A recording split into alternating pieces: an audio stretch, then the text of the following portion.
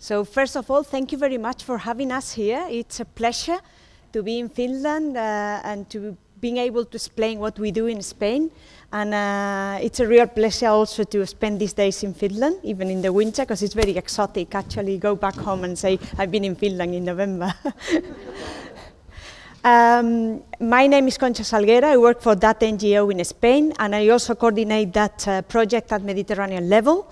So what we do basically is to support extensive grazing and pastoralism, and also transhuman, that will explain what it is, as a tool for managing and conserving nature resources. Because we think, especially, well, I think all over the world, but especially in the Mediterranean countries, is now a key tool to support, especially in front of the challenges from climate change. Okay, in Spain we basically have what we call wood and shrub pastures. So mostly it's grass, but it's mostly shrubs and trees also, especially because the grass gets dry in the summer. I'm talking about the dry part of Spain, because we have the Atlantic part, which is more similar, sort of green all over the year. So that is the most common type of pasture in Spain, 85%, wood and shrub pastures. Often they are part of the what we call agro-silvopastoral systems, which are mixed systems. And they are semi-natural and multifunctional and mixed systems. These pastures are very important for nature conservation because they provide a lot of ecosystem services, like high quality food, of course, wildfire prevention, which is very important in the Mediterranean. I just give a figure there. This is 114,000 hectares we have an average burnt every year in Spain, as it is 600 over the Mediterranean or something like that. Graze pastures are also a very good carbon sink and storage place. Pastoralism also enhanced soil improvement, like fertilization, of course, nutrients, water, recycling, infiltration, erosion and flood prevention, etc. Also biodiversity, of course, is the strong point of pastoralism. They encourage flora by seed dissemination and plant diversity, and fauna associated to these ecosystems. So create habitats and prevent encroachment, and also encourage local breedkeeping and pollination, of course, and then cultural service like tourism, hunting, cultural identity, spiritual values also, recreational, health benefit, traditional, scientific knowledge, and along, etc. What's happening now with these systems in our area? Okay, we're suffering simultaneous process of intensification and abandonment at the same time. Regarding pastures, at our side of the Mediterranean is basically abandonment, what we are suffering. And at the other side of the Mediterranean is basically overgrazing, so intensification. But we also suffer a bit of intensification in our regions and the other way around, at the other side. Which are the main drivers? Well, to be simple, to give simple ideas, the market pressures and dynamics, but also the common agricultural policy from the European Union. I mean, pastures for them has been only grass. So the shrubs, wood pastures, the mixed agro-silvopastoral system are not understood at the European level. They are sort of non-existent. So they have to be framed in the European policy that separates every sector of agriculture policy, and it is very damaging for these ecosystems. Actually, it's not only ignored, they are penalized by the current common agriculture policy, which is really, really even worse than the CAP before.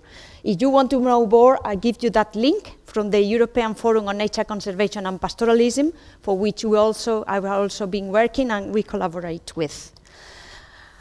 This all result in big area of the high nature value being ineligible for CAP subsidies, abandonment, biodiversity. Of course, the abandonment just gets some biodiversity lost. Encroachment, fires, damaging for rural economies, aggravate depopulation that we always have in the interior of Spain. Actually, there is an area called the Lapland, Spanish Lapland, because we have the same average of the population in our area, that interior of Spain. And I and hate the fact that the abandonment of pastoral system is reported a high-rank pressure threat to protect habitat and species by the latest European Environment Agency report. And also there is an incoherence between the European regulations because the Habitat Directive protects these ecosystems, but they penalize these ecosystems. Policy is not doing much for pastoralism in Spain, but some people are. So I bring in some positive examples of what's happening now we're trying to support at the moment. The positive example, I'm going to give you two examples. Those are two jewelries we have in Spain about pastoralism. One is the dehesas, and the other is transhumance. The dehesas are these semi-natural agro-silvopastoral systems created through centuries of ancient pastoral and forestry practices.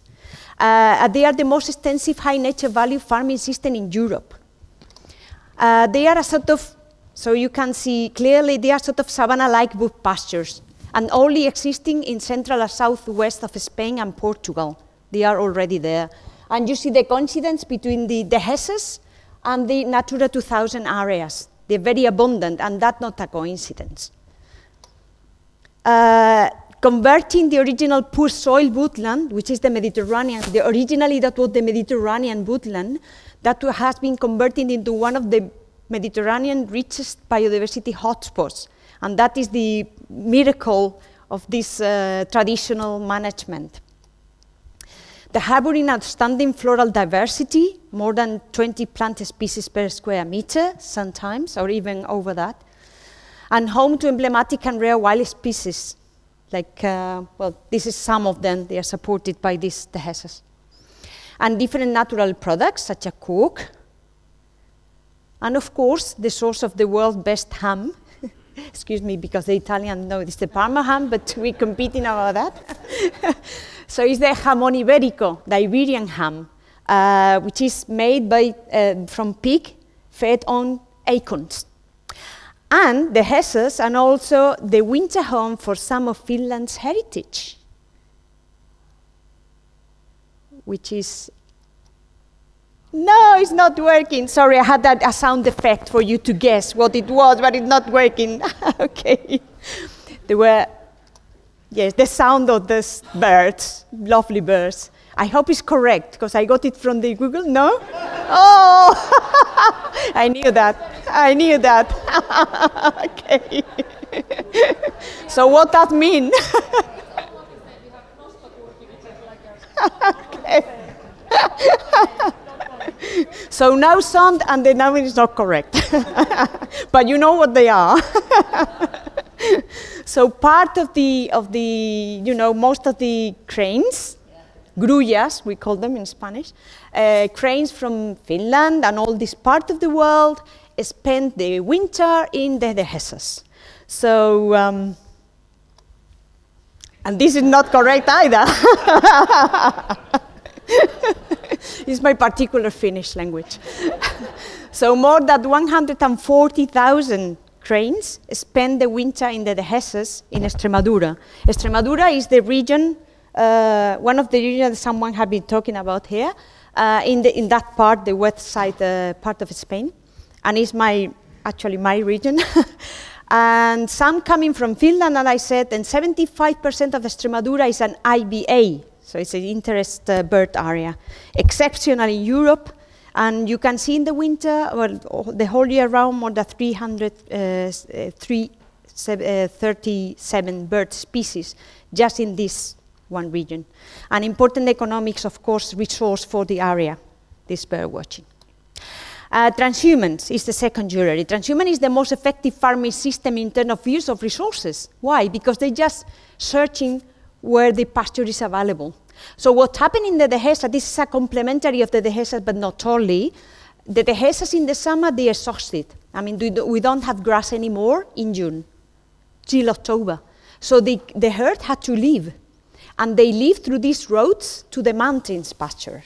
So it's a beautiful system, all, you know, together integrated between the dehesas and transhumance. So they followed what we call drovers' roads. The drovers roads in Spain are 125,000 kilometers, and they covered 400,000 hectares. They just follow the routes from the Neolithic herds, and they just been officially established in the 13th century. They are ecological corridors, especially because the spreading of the seeds is more than, we have some research, 200 million seeds per root are dispersed by one flock. They're nearly stick in the 60s, but in the north, my association worked to support the transhumance. So in 1995, the Drovers Roads was passed. Oops. And we made that, we made cross the ship through the center of Madrid, because center of Madrid is a Drovers Road. So it was an action that already is established. So they raised a lot of awareness about the importance of transhumance in Spain. So now it's a celebration every year. And also in this year, for the first time, there is the first rural development measure supporting transhumance in a region of Extremadura that I told you before. That's the first example. Positive example, the way ahead. Well, all that I already said about pastoralism. We support pastoralism as a retro-innovation tool, because we're trying to recover and adapt to the new circumstances traditional practices. So we're doing at the moment in Extremadura some dehesa, some game management practices, and redileo, which is moving the herd with fences from one place to another to sort of nutrient the soil, which is depleted already. We're trying to encourage forest mosaic, because it's important for wildfires and the recovery of the soil. We're also very strong on soil recovery through adaptive grazing or holistic grazing that someone mentioned yesterday. From sofa farmers, we said to guided grazing, because we lost the guided grazing, and the CAP encouraged that farmers that they can manage cattle from the sofa. So we're trying to reverse that trend to the original one, adapted to the new circumstances. Also product commercialization, agroecology, efficiency, diversification. An example is this Montado, which is the equivalent of the ESA in Portugal. And this land, the Freixo do Meio, this is able to sell more than 150 different products for only one holding, which is an amazing example. Also, we're trying to recover Spanish merino wool, using the wool that is now sold to China for nothing. And then we're trying also to encourage the concept of cultural dehesas. But for us, networking, participants, governance, and collaborative economy is the key for the success for the next year. So we say, let's manage our common nature together. And from here, we really open to offer, networking and collaboration on all these matters, because for us, it's going to be a crucial key to really make a pressure, change the trends, and also make to our policymakers to have more clear concepts about that concept that are still unclear. So we should really, I think networking for us is really the strong point. I hope this is right. No?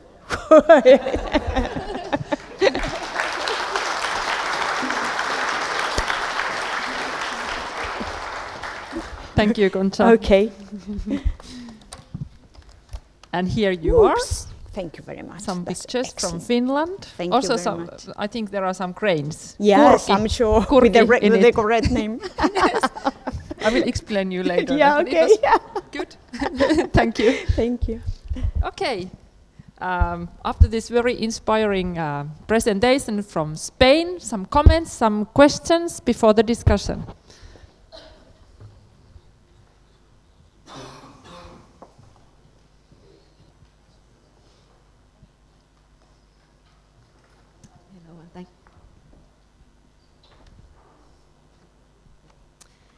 Hello everybody, and thank you.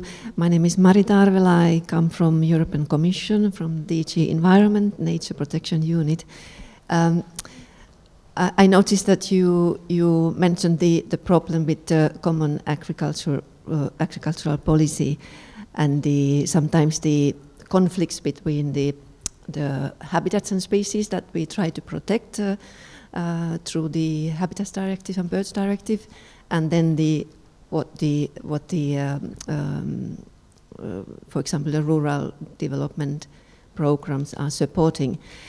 So we know about these problems, that it's not all going so well. What I like to mention that when the Commission is negotiating with member states on the rural development programs, the draft programs, also DG Environment is very much involved, and we are very much trying to see those problems where we see that there is measures proposed which may be in conflict with the Natura 2000 and the habitats and species protected by the nature directives.